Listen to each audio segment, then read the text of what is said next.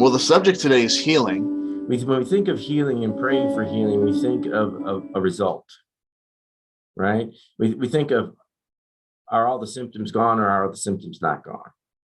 Has the person improved or not improved, right? And that's the result that we're looking for. And too many times in my life, I've prayed for people who've been deathly sick and they haven't improved.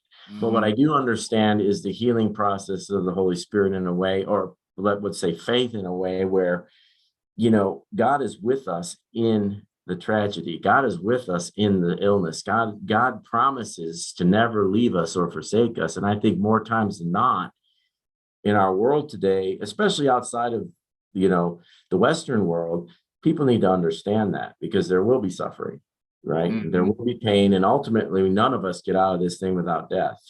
So somehow people need to understand that God is still with us in that place. Made the note that even Lazarus, who was raised from the dead, later on died. And so how can you carry that mindset through to the end when literally everybody's healing is temporary, or at least temporary on this side? You could also say that everyone's healing is permanent if they're with the Lord, because we all end up in a place of complete wholeness. You have this capricious God who is waiting for you to amp yourself up to a certain point to where you can squeeze out a healing or something like that. And right. And what a slave master of a God that is.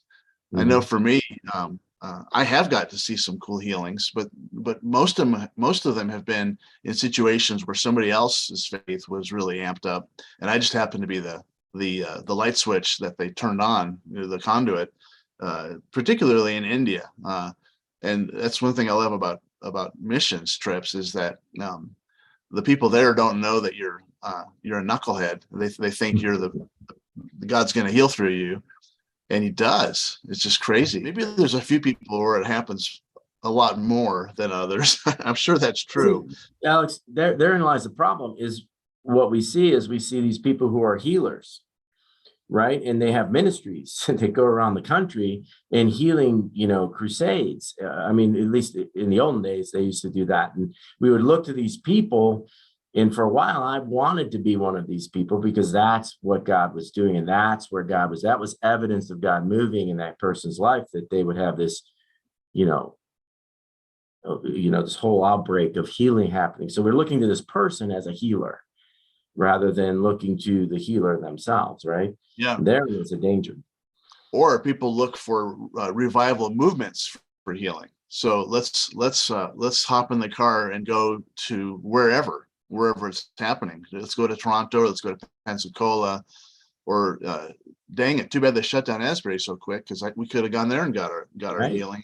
And of course, Vineyard was just one in a string of places to go get your healing in the 80s. And it's almost like if you think that's where it's going to be, then your faith, your expectation level's higher for whatever reason. And it seems like almost a psychological game.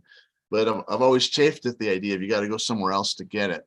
And yet God seems to not mind working through those things as well. Absolutely. Don't get me wrong, it happens, and I can't even begin to understand how or why. God, you knuckleheads all the time, right? Yeah. for the kingdom to move forward. Those are the only ones He uses, except for the original. Right? like me and you, right? Yeah, exactly. Sounds like you have sort of a healthy theology for suffering. Not the mountaintop faith where we're waiting for the next mountaintop, but that faith that's going to take us all the way through, right, into quote unquote eternity. And that's what I think we all need. And that's some of the disillusion with a lot of the friends that I have that have been believers or have been following Jesus. And now they're just like, what is going on? Kind of going through this liminal spaces. We need to instill in people and teach people that this faith is for the long haul, right? It needs to be sustainable. It can't be waiting for the next mountaintop and just kind of languishing until that happens, or running after the latest, hottest thing that's happening in the country or wherever. What are some keys for that to work? The Jesuits would say you sit in the long, loving gaze of God, right? You spend time, and again, Willard would talk about it, and Richard Foster about the disciplines, right? You put things in your life where you're allowing yourself to be loved by God. And as you do that, then you're able to love others and your life is transformed. That's what Jesus talks about in being transformed or Paul talks about transformed in the image of Christ. Yeah. It isn't miraculous and instantaneous. It can be, and it happens. But more than that, we place ourselves under the fountain, if you will, of the Holy Spirit. So they can transform us and change us, right? And as we are loved by God, we're changed and transformed into the image of God. And therefore, that is a life worth living, right? That's the abundant life that Christ is talking about. That's the kingdom come and coming, as you will. Should we, if we're sitting under the loving gaze of God and we're the continuity of that, is it something that we can feel or should feel? Whether I'm not talking about healing, I'm talking about like just maybe a good devotional time, feeling the shalom or the peace of God. Is that something that should be expected with that, or is that sort of part of the problem? Our faith develops over time, and the longer we walk with the Lord, if we allow it to. And so that can ebb and flow how much we feel. And sometimes we have to sit through those dry seasons and continue to do the things that we do, or sometimes those dry seasons are cause for us to search maybe other ways, right? Richard Foster has a great book called Streams of Living Water, where we have to understand how we connect with God, right? The naturalist or liturgist or all these different things. And we just try different opportunities where we're going to feel God. For most of us, though, worship is one place, right? Whatever that looks like for us.